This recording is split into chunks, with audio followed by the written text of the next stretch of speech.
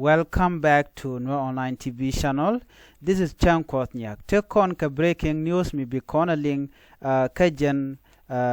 news me ke lere bi kona ling gwase me rei wich ka so Sudan riega me kula tuok rei wich ka ko bekanti gore jen wo deje nywaka yekel akan kono nyam rei ler kana me gore jen wo jender je nywaka nasin kokien en wale changa jandang rei ngwan ka fai diech ron kina dangra wiri jandang rei diech bana ler me bana jeling riega dana shoda lare which ka akobo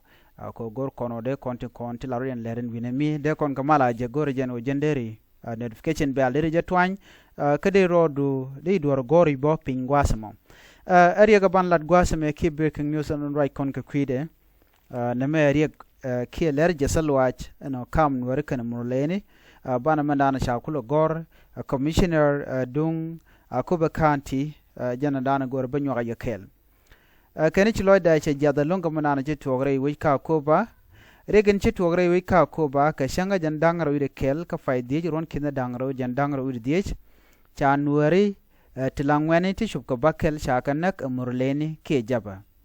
ano ken murlëë to wajien kerre wi ka greater people administrative area shiga ben ka kobo ka shukan ngwana dang bakel shukan kanak akoba county jen gwada dana togre ko motin ka kuny ka payam jen gwada danen na ka ngwana nuratin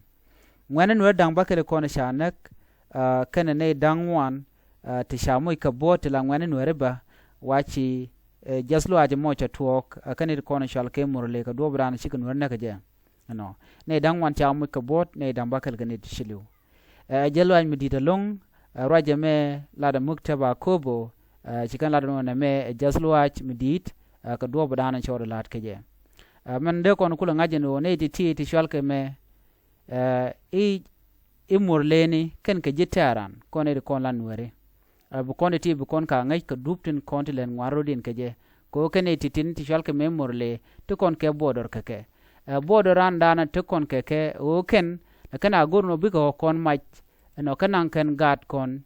kana ken kon so jen kordan de tin so gor jen o mission ware shi ka boma la tok ken murlëë ti ke jabe de ka yig nyon mo wal mo dong de ken ngai ko shi ken kon dia neng ni shang so na me elerje salwach ka manan chora lat gor jen o de yen dia la ling ka ta dana sha no ngaje bana nyogo jek ka le do din ler ban linga ko na me ka no